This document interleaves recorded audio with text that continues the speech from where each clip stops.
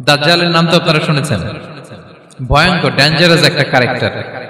পৃথিবীর শুরু থেকে শেষ পর্যন্ত এর চেয়ে বড় ফিতনা আসেনি, আসবেও না। দাজ্জালের ফিতনা, সে তার এক চোখ থাকবে, আরেক চোখ এরকম বন্ধ থাকবে, এখানে লেখা থাকবে কাফারা। কোনোভাবেই তাকে দমানো যাবে না, হত্যা করা যাবে না। আল্লাহ নবী ঈসা আলাইহিস সালাম তাকে হত্যা করবেন। দাজ্জাল আমাদেরকে যে সমস্ত জিনিস দিয়ে ফিতনায় ফেলবে, ওই ফিতনাগুলোর সলিউশন আল্লাহ তাআলা সূরা কাহফের ভিতরে রেখে দিয়েছেন। দাজ্জাল চারটা জিনিস দিয়ে আমাদেরকে ফিতনায় ফেলবে। ট্রায়াল অফ ফেথ, এক নাম্বার, ঈমানের পরীক্ষা সে আমাদেরকে ফেলবে, আমাদের বিশ্বাস নিয়ে ছিনিমিনি খেলবে সে। এটার সলিউশন আছে সূরা কাহফ, আমি বলবো আস্তে আস্তে। দুই নম্বরে দাজ্জাল আমাদেরকে ফিতনায় ফেলবে দ্য ট্রায়াল অফ ওয়েলথ, সম্পদ দিয়ে সে আমাদেরকে ফিতনায় ফেলবে। তিন নম্বর দ্য ট্রায়াল অফ নলেজ, জ্ঞান দিয়ে সে আমাদেরকে ফিতনায় ফেলবে। চার নম্বর দ্য ট্রায়াল অফ পাওয়ার, ক্ষমতা দিয়ে সে আমাদেরকে ফিতনায় ফেলবে। দাজ্জাল চারটা জিনিস দিয়ে আমাদেরকে পরীক্ষায় ফেলবে। কয়টা? এক হচ্ছে ঈমানি পরীক্ষা, দুই হচ্ছে সম্পদ দিয়ে পরীক্ষা, তিন হচ্ছে জ্ঞান দিয়ে পরীক্ষা, চার হচ্ছে ক্ষমতা দিয়ে পরীক্ষা। সে ঈমানের পরীক্ষায় আমাদেরকে ফেলবে। সে এসে বলবে আমি তোমার রব, এবং এটা প্রমাণ করার জন্য যা যা দরকার আল্লাহ তাআলা তাকে সব দিবেন, সে সব করতে পারবে। সে বলবে আমি তোমার রব। যদি বিশ্বাস না হয়, তোমার বাবাকে যদি জীবিত করে বিশ্বাস করবে, অনেকে বলবে হ্যাঁ আমার আব্বাকে জীবিত করে দেখান, তো তার বাবাকে ঠিকই সে জীবিত করে ফেলবে। আসলে শয়তান তার বাবার সূরত নিয়ে সামনে দাঁড়াবে, আরে তাই তো, এটাই তো আমার বাবা, এটাই তো আমার দাদা। মানুষ ফিতনায় পড়ে যাবে, ঈমানের ফিতনায়। সে ভাববে আসলে এটাই বোধহয় আমার রব, এবং তাকে এত ক্ষমতা দেয়া হবে, তার ডান দিকে থাকবে জান্নাত, বাঁ দিকে জাহান্নাম। তার কাছে আল্লাহ এটা দিবে, যে তার কথা শুনবে তাকে সে জান্নাতে ঢুকাবে, কিন্তু জান্নাতে ঢুকে সে জাহান্নামের শাস্তি ভোগ করবে। এটা তার বাইরের মানুষ বুঝবে না, অ্যাপারেন্টলি এটা জান্নাত। আর যে তাকে মানবে না, তাকে সে জাহান্নামে ফেলবে, কিন্তু জাহান্নামে ঢুকলেও সে জান্নাতের নাজ নেয়ামত ভোগ করবে। তাহলে এই যে ঈমানের ফিতনায় সে ফেলে দিবে আমাদেরকে। তো ঈমান কি করে বাঁচাবো, এটা সলিউশন আমি শোনাবো আপনাদের। দুই নম্বরে সে আমাদেরকে সম্পদ দিয়ে ফিতনায় ফেলবে। যার যা লাগবে সে তাই দিতে পারবে, যা লাগবে। সে যদি আকাশকে বলে আকাশ বৃষ্টি দাও, যাকে তারা মানবে ওই এলাকায় বৃষ্টি হবে, সুজলা সুফলা শস্য শ্যামলা হবে সে সমস্ত এলাকা, ফল মূলে ভর্তি হবে, বরকত আর বরকত। আর যে এলাকার লোকেরা, জনপদের লোকেরা তাকে মানবে না, সে বলবে ওখানে বৃষ্টি হবে না, হবেও না। ওখানে খরা, দুর্ভিক্ষ, মাটি ফেটে চলছে, মানুষ না খেয়ে মরবে, মহামারী, দুর্ভিক্ষ দেখা দেবে। তখন বিশ্ববাসী মনে করবে এটাই বোধহয় আমাদের রব। তার মানে সম্পদ দিয়ে ফিতনায় ফেলে দিবে। তিন নম্বর হচ্ছে নলেজ, তার জ্ঞানের কাছে গোটা বিশ্ব হার মানবে। পূর্বের পরের যত জ্ঞান আছে সব আল্লাহ তাকে দিবে। ইলমুল আউয়ালিন ওয়াল আখিরিন, এমন কোন প্রশ্ন নেই যেটা দিয়ে তাকে আটকানো যায়। যাই জিজ্ঞেস করবেন সব জানতা, সব বলে দেয়। ভবিষ্যৎবাণী বলে দিবে, বলবে আগামীকাল ওইখানে অমুক দেশে বোমা বিস্ফোরণ হবে, হবে ওইখানে, ওখানে দুর্ভিক্ষ হবে, হবে ভূমিকম্প হবে, হবে। সে যা বলবে তাই হবে। তার জ্ঞানের এই বহর দেখে মানুষ ফিতনায় পড়ে যাবে। চার নম্বর হচ্ছে দ্য ট্রায়াল অফ পাওয়ার, ক্ষমতা। তার ক্ষমতার সামনে সবকিছু একেবারে ছিন্ন বিচ্ছিন্ন হয়ে যাবে, এত ক্ষমতা হবে তার। সে যেমনটি বলবে তেমনটি করতে হবে। বাতাসের চেয়ে দ্রুত বেগে সে এক দেশ থেকে আরেক দেশে চলে যাবে। তো তার এই সমস্ত অলৌকিক ক্ষমতা দেখে মানুষ ফিতনায় পড়ে যাবে। সম্পদের ফিতনা, কিভাবে বাঁচবেন? একজন বাগানওয়ালার ঘটনা বলেছে। দুজন বন্ধু, একজন একটু গরিব, সে বিশ্বাসী, আরেকজন ধনী, সে অবিশ্বাসী। তাকে আল্লাহ তাআলা বিশাল বড় খেজুরের বাগান আর আঙ্গুরের বাগান দিয়েছেন, বিশাল বড়, অনেক বড় বিজনেস ম্যাগনেট। তো এই সম্পদের অহংকার সে করত। সে প্রায় তার গরিব বন্ধুকে বলতো যে তোর চেয়ে আমার সম্পদও বেশি, সন্তানও বেশি, জনবল বেশি, লোকবল বেশি, অর্থবল বেশি, সব বেশি। অহংকারে তার পা মাটিতে পড়তো না। আর সে আখিরাতে অবিশ্বাস করত, এবং সে বলতো যে এই সম্পদ আমারে বাঁচাবে, চিরকাল আমাকে স্মরণীয় করে রাখবে, এই সম্পদ কোনোদিন যাবে না। অনেক বড় বড় ধনীরা আছে, তারা এরকম মনে করে যে আমি এত বড় সিআইপি, হ্যাঁ, আমি এত বড় বিজনেস ম্যাগনেট, এই দিন বোধহয় আর চেঞ্জ হতে পারে না, আমার আজীবনই বোধহয় এত পাওয়ার থাকবে, এত সম্পদ থাকবে। এটা ভুল ধারণা। এটা কি ভুল ধারণা? এই যে তুরস্কে দুর্ভিক্ষ হইল না, আপনারা দেখছেন না যে অনেক সম্পদের মালিক বাড়ি ঘর ভেঙে রাস্তার ফকির, এখন ওই যে ডিফিউজিদের জন্য যে খাবার আসছে ওখানে লাইনে দাঁড়াইছে, কারণ এখন লাইনে না দাঁড়ালে খাবারও তো মিলবে না। 1000 কোটি টাকার মালিক ছিল, ভেঙে চুরে সব শেষ। এখন রিলিফের নেওয়ার জন্য দুস্থদের কাতারে ওখানে দাঁড়াইছে, কারণ দাঁড়াইলেই কিছু খাবার পাওয়া যাবে, খিচুড়ি পাওয়া যাবে, তা না হলে তো খাবারটাও মিলবে না। এই যে বঙ্গবাজারে আগুন লাগলো আমাদের বাংলাদেশে, 20টা 25টাও দোকান ছিল অনেকের যাদের অন্যান্য বিজনেস আছে তারা হয়তো সার্ভাইভ করতে পারতেছে, কিন্তু এমন অনেক ব্যবসায়ী ছিল সব শেষ, জ্বলে পুড়ে তার টাকা পয়সা পুঁজি স্বপ্ন সব শেষ। তো ধনীকে গরিব বানাতে আল্লাহর 1 সেকেন্ডও লাগে না। ওই বিশাল প্রাসাদ থেকে টেনে ভাঙ্গা থালা হাতে দিয়ে রাস্তায় নামাইতে আল্লাহর কয় সেকেন্ড লাগে বলেন তো? 1 সেকেন্ডও লাগে না। সো এই লেসনটা কিন্তু আমাদের নিতে হবে। এবং ওই ব্যক্তির নসিবে তাই ঘটেছিল, সে যখন অহংকার করতেছিল আল্লাহ তাআলা আকাশ থেকে হুসবান একটা আগুন পাঠালেন।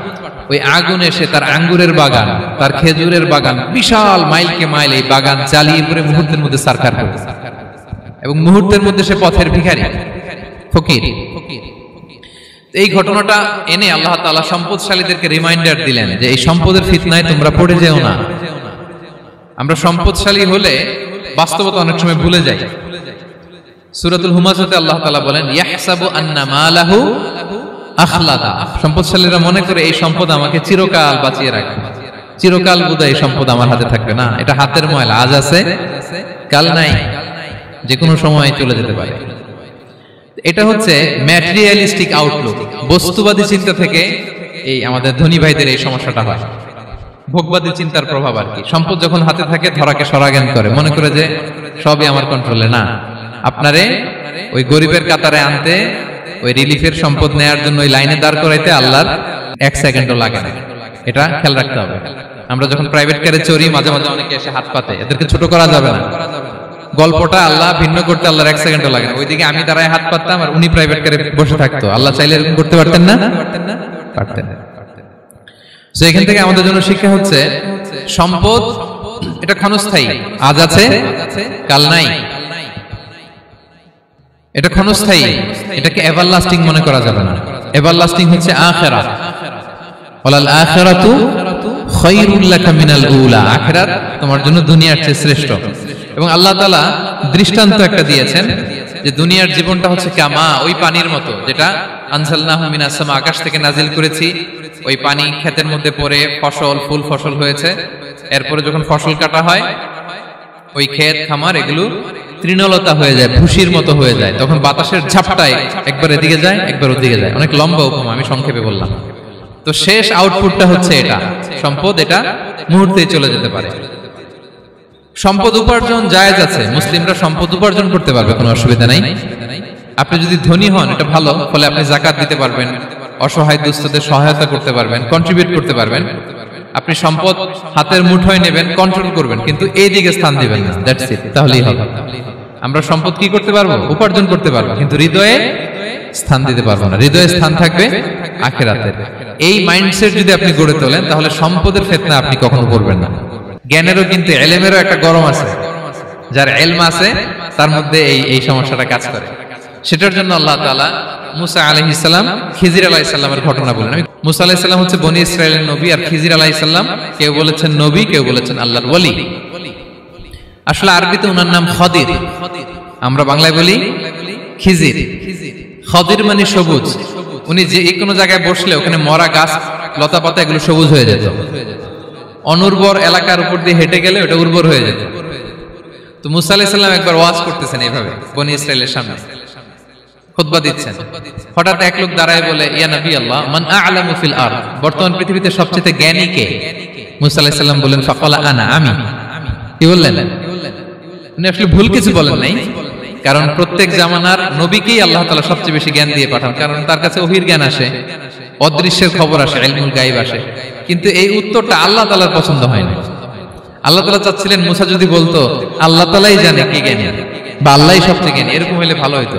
কিন্তু মুসা আলাইহিস সালাম কি বলছে? আমি। এখন প্রশ্ন করলো সবচেয়ে বড় জ্ঞানী কে? উনি কি বললেন? আমি। এই যে আমি এটাতে ঝামেলা আছে। আমি বড়, আমি জানি, আমি সব, দিস ইজ প্রবলেমেটিক।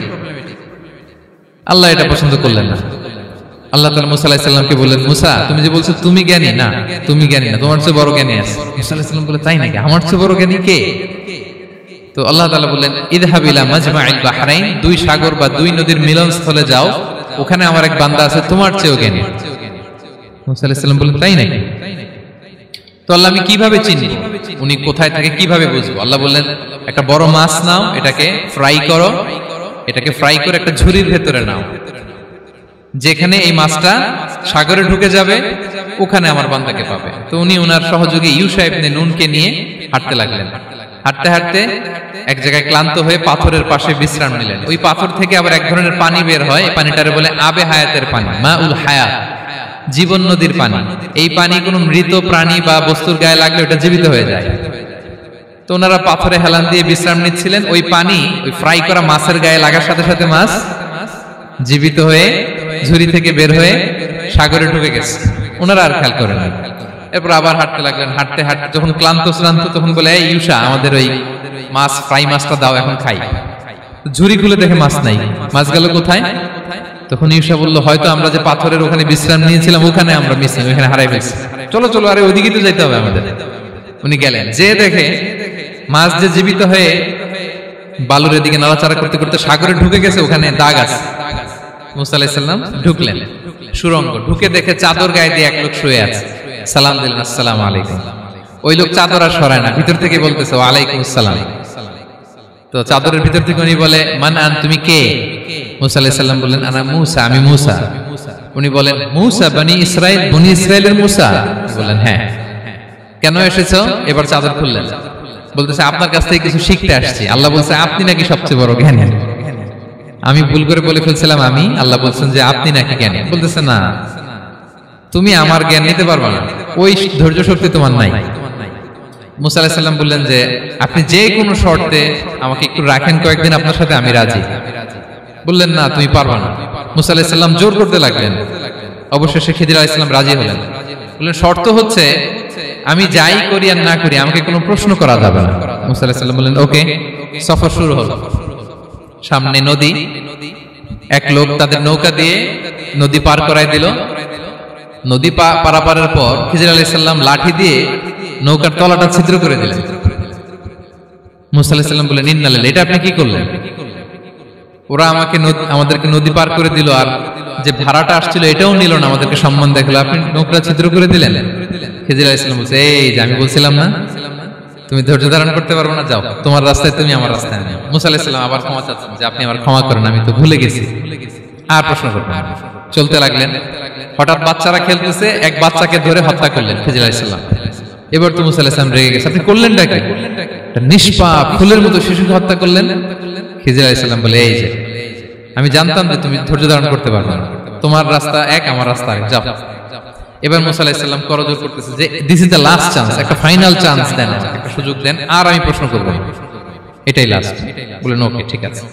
হাঁটতে হাঁটতে এক ইহুদি বসতির সামনে যে হাজির, দুজনই খুব ক্ষুধার্ত, খাবার চাইলো, এরা আবার কৃপণ, খাবার দিল না। তো খিজির আলাইহিস সালাম বললেন, ঠিক আছে, খাবার যেতে দিচ্ছেন, আমরা চলে যাই। যাওয়ার পথে দেখতেছে এই এলাকার একটা দেয়াল ভেঙে পড়ে যাবে।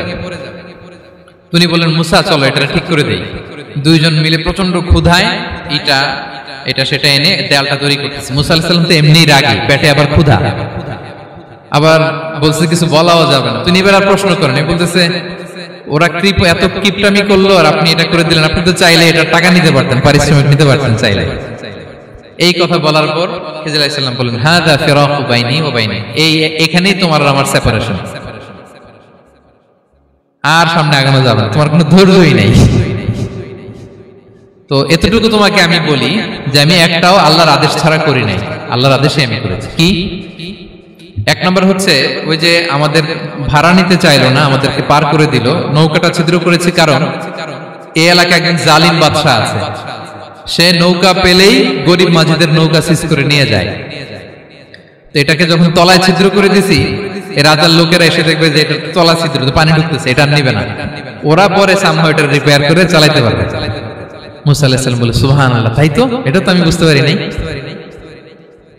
আর ওই ছোট শিশুটাকে হত্যা করছি, ও অনেক বড় জালিম হবে এলাকা, তার ফিতনায় এলাকাবাসী তটস্থ থাকবে, সে তার মা বাবাকেও জাহান্নামে নেবে। এজন্য আল্লাহ তাআলা আদেশ দিয়েছেন আমাকে, আল্লাহর আদেশে আমি তাকে হত্যা করেছি। মুসা আলাইহিস সালাম বললেন, তাই তো, এটা তো অনেক ভালো কাজ করছেন। তাইলে তো বলতেছে, তাহলে ওইটা বলেন। খাবারও দিল না, এত কৃপণ, এদের দেয়াল কেন ঠিক করতে গেলেন আপনি? তখন তিনি বললেন যে আসলে এটা একটা ইয়াতিমদের ঘর ছিল, দুইটা ইয়াতিম শিশু, তাদের বাবা মা খুব ভালো ছিল, আর এই দেয়ালের নিচে আছে গুপ্তধন। এই দেয়ালটা পড়ে যাবে, এই গুপ্তধন তারা ছোট মানুষ নিতে পারবে না, এলাকাবাসী তাদেরকে বঞ্চিত করে নিয়ে যাবে। আমি দেয়াল গড়ে দিলাম যাতে করে তারা যখন প্রাপ্তবয়স্ক হয় নিজেদের সম্পদ নিজেরা বুঝে নিতে পারে। সুবহানাল্লাহ বিহামদিহি। মুসা আলাইহিস সালাম বলে, তাই তো, এগুলো তো আমি বুঝতে পারি নাই। তো এই ছিল খুব সংক্ষিপ্ত পরিসরে মুসা আলাইহিস সালাম খিজির আলাইহিস সালামের ঘটনা। তো রাসূল সাল্লাল্লাহু আলাইহি ওয়াসাল্লাম বুখারীতে একটা চমৎকার কথা বলেছেন। তিনি বলেছিলেন, ওয়াদিদনা আন্না মুসা সাবার হাত্তা ইউকাসসা আলাইনা মিন আমরিহিমা।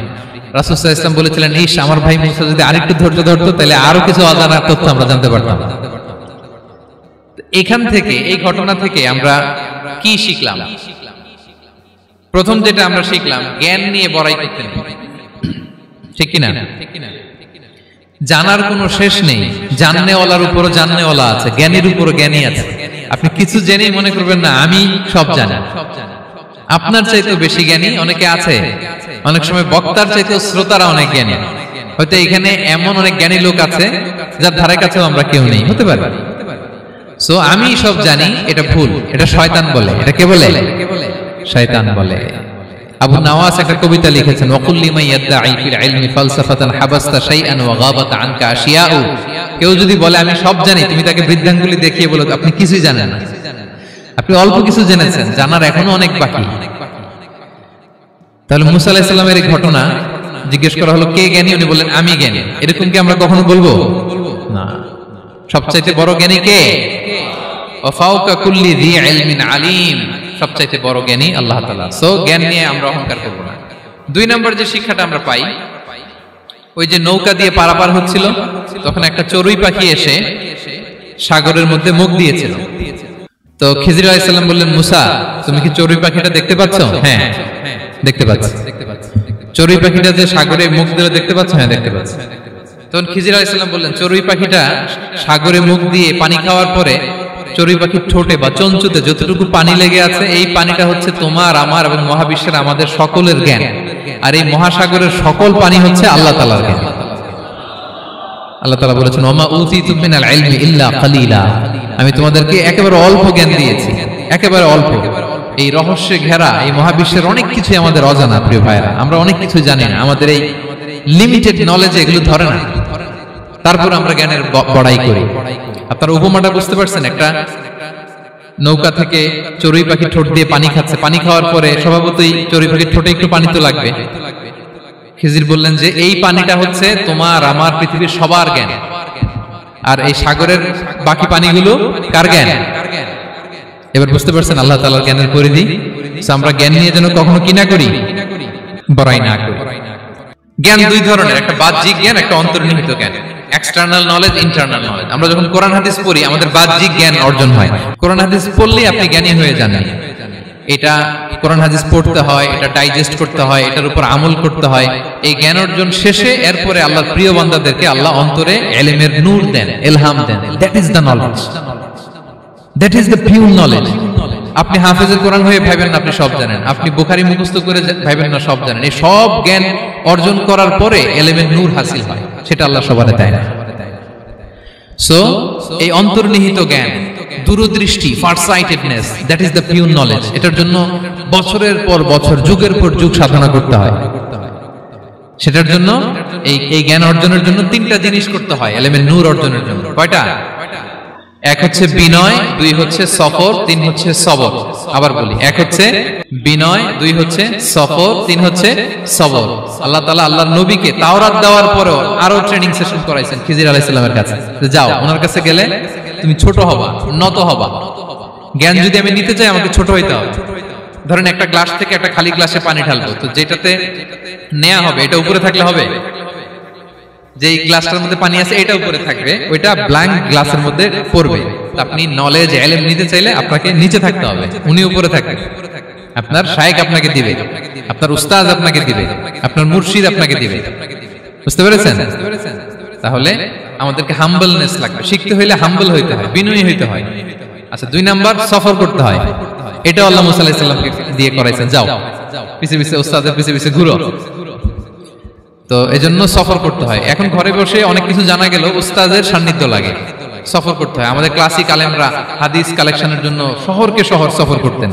এখনো আমাদের আলেমরা দেওবন্দে যায়, মিশরে যায়, মদিনায় যায়, এখানকার মালয়েশিয়ান স্টুডেন্টরা দেশে বিদেশে যে নলেজ অর্জন করে। সফর আপনাকে লাগবে।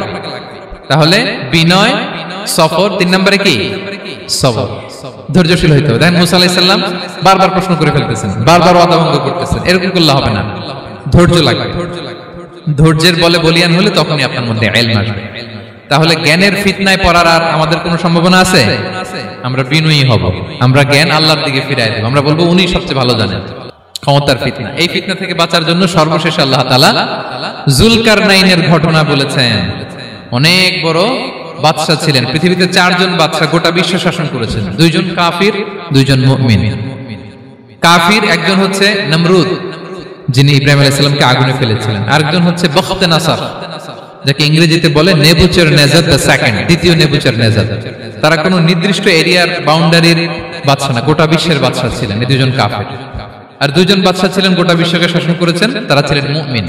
একজন হচ্ছে সুলাইমান আলাইহিস সালাম, আল্লাহর নবী, আরেকজন হচ্ছে যুলকারনাইন, গোটা বিশ্ব শাসন করেছেন, প্রাচ্য থেকে পাশ্চাত্য সব জায়গায় তিনি গিয়েছেন, ইসলামের বাণী প্রচার করেছেন, জালিমদেরকে শায়েস্তা করেছেন।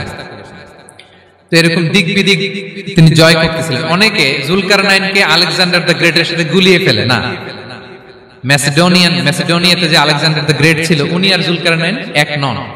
যুলকারনাইন হচ্ছে আল্লাহ তাআলার প্রিয় একজন বান্দা, অনেক বড় সাহসী বীর পুরুষ ছিলেন, গোটা বিশ্বে ইসলাম প্রচার করেছেন। করতে করতে করতে করতে অনেক বড় ঘটনা, আমি সব শেষের ঘটনাটা বলি। উনি জর্জিয়া, বর্তমান যে জর্জিয়ার তিবলিসি এরিয়া, এখানে এসে একটা এলাকার সন্ধান পেলেন, যারা ওনাকে এসে বলল যে এখানে একটা জঙ্গলি গ্রুপ আছে যাদের নাম ইয়াজুজ মাজুজ, তারা এসে আমাদের উপর হামলা করে। হে যুলকারনাইন, আমরা আপনাকে ট্যাক্স কালেক্ট করে দিচ্ছি, আপনি তাদের মাঝে আর আমাদের মাঝে একটা প্রাচীর তৈরি করে দেন। আপনারা ইয়াজুজ মাজুজের নাম শুনেছেন না? ইংরেজিতে বলে গগ ম্যাগগ। নূহ আলাইহিস সালামের 4 সন্তান ছিল, হাম, সাম, ইয়াফাস, কানাআন। এই ইয়াফাসের বংশধর হচ্ছে ইয়াজুজ মাজুজ, জঙ্গলি, হাজার হাজার শুধু বংশ বিস্তার করে। তারা এসে লোকালয়ে মানুষের উপর আক্রমণ করে, তাদের গবাদি পশু এগুলো ছিনিয়ে নেয়, ফলমূল খেয়ে ফেলে।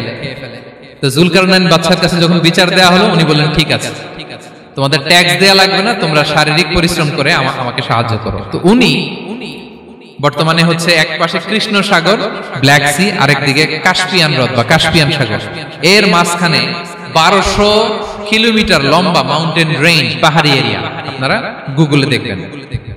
এইখানে 2 পাহাড়ের মাঝখানে ফাঁকা জায়গায় তিনি বড় বড় লোহার পাত প্রথিত করলেন, গেড়ে দিলেন। এরপরে তামা, সীসা গালিয়ে বিশাল একটা ওয়াল তৈরি করলেন।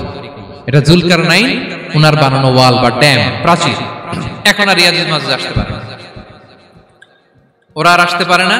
ওরা প্রতিদিন এটা ভাঙার চেষ্টা করে, কিন্তু ভাঙতে ভাঙতে আরেকটু ভাঙলেই ভেঙে যাবে। ওরা বলে আগামীকাল ভেঙে ফেলবে, ইনশাল্লাহ বলতে ভুলে যায়। এজন্য এরপরের দিন এসে দেখে আবার এটা আগের মতো হয়ে আসছে। কিয়ামতের আগ দিয়ে ওদের মধ্যে এই ইনশাআল্লাহর প্রেরণা আসবে। তাদের একজন বলে উঠবে, আগামীকাল ইনশাআল্লাহ আমরা এটা ভেঙে খান খান করে দেব, ঠিকই ভেঙে ফেলবে। তখন তারা ভেঙে চুরে কুটি কুটি ইয়াজুজ মাজুজের দল এসে হামলে পড়বে। সামনে পড়বে তাবারিয়া সাগর, একদল এসে তাবারিয়া সাগর এমন ভাবে খাবে, এই দল যাওয়ার পরে আরেক দল এসে এখানে যে সাগরে যে পানি ছিল এটা কল্পনাই করতে পারবে না। তারা পৃথিবীতে ফিতনা ফাসাদ করবে। ঈসা আলাইহিস সালাম তখন আসবেন, দোয়া করবে আল্লাহ তাআলার কাছে মুমিনরা, একটা মহামারী দিবে আল্লাহ তাআলা ইয়াজুজ মাজুজের মধ্যে, ওরা মরে যাবে সব। এরপর বিশাল এক পাখি এসে তাদেরকে আল্লাহর মর্জি মাফিক এমন এক জায়গায় ফেলে আসবে, কেউ জানবে না। তো তারা যে পচে গলে মাটির সাথে মিশেছিল, এই গলিত লাশ থেকে মাটি খুব উর্বর হয়ে যাবে। এরপর আল্লাহ তাআলা পৃথিবীর মধ্যে বারাকা দিবেন, কিছু রোপণ করলে তাড়াতাড়ি ফুলে ফেপে বড় বড় ফলমূল হচ্ছে। তো এটা কিয়ামতের আলামতের অন্য কোন আলোচনায় হয়তো আমরা বলবো। তো যুলকারনাইন তিনি বিশাল এখানে প্রাচীর তৈরি করে দিয়েছিলেন, এবং প্রাচীর তৈরি করে দিয়ে তাদেরকে বলেছিলেন যে যতদিন আল্লাহ তাআলা চাইবেন এটা থাকবে, এবং যেদিন আল্লাহ তাআলার আদেশ আসবে এটা ভেঙে খান খান হয়ে যাবে। তার মানে দেখেন, এত পাওয়ারফুল, এত শক্তিশালী, এত ক্ষমতাধর হওয়ার পরেও তিনি তার ক্ষমতাকে কার দিকে ফিরিয়ে দিয়েছেন? যে আল্লাহ যতদিন চাইবে এই প্রাচীর টিকে থাকবে, যেদিনই আল্লাহ তাআলার আদেশ আসবে এই প্রাচীর ভেঙে খান খান হয়ে যাবে। সো আমরা ক্ষমতার দেখা পেলে, চেয়ার একটা পেলে আমরা যেন জালিম হয়ে না উঠি, এটা হচ্ছে এখান থেকে শিক্ষা। আমরা যেন জুলুম না করি। উনি সম্পদের মালিক ছিলেন, ক্ষমতার মালিক ছিলেন, কিন্তু উনি যে আল্লাহর বান্দা এটা ভুলে যান নাই। আমরা যখন ক্ষমতাশীল হই, আমরা যখন প্রধানমন্ত্রী হই, আমরা যখন প্রেসিডেন্ট হই, আমরা যখন পাওয়ারফুল হই, আমাদের সবচেয়ে বড় পরিচয় যে আমরা আব্দুল্লাহ, আল্লাহর গোলাম, এটা আমরা ভুলে যাই। আমাদের আসল পরিচয় কি? আমরা আল্লাহর গোলাম। আমরা যে আল্লাহর গোলাম, এই চিন্তাটা, এই সেন্সটা যদি আমাদের মাথায় থাকে, তাহলে ক্ষমতা আমাদেরকে দাম্ভিক বানাতে পারে না, আর ওই ক্ষমতা আমাদেরকে ফিতনায়ও ফেলবে না। তাহলে সম্মানিত সুধী, দাজ্জাল কয়টা জিনিস দিয়ে আমাদেরকে ফিতনায় ফেলবে? চারটা। দ্য ট্রায়াল অফ ফেইথ, ঈমানের পরীক্ষা; দ্য ট্রায়াল অফ ওয়েলথ, সম্পদ দিয়ে পরীক্ষা; দ্য ট্রায়াল অফ নলেজ, জ্ঞানের পরীক্ষা; দ্য ট্রায়াল অফ পাওয়ার, ক্ষমতার পরীক্ষা। তো যে ব্যক্তি সূরা কাহাফ তেলাওয়াত করবে, সূরা কাহাফের প্রথম 10 আয়াত বিশেষ করে মুখস্থ রাখবে, আল্লাহ তাআলা উসিমা মিন ফিতনাতিদ দাজ্জাল, দাজ্জালের ফিতনা থেকে তাকে বাঁচাবেন।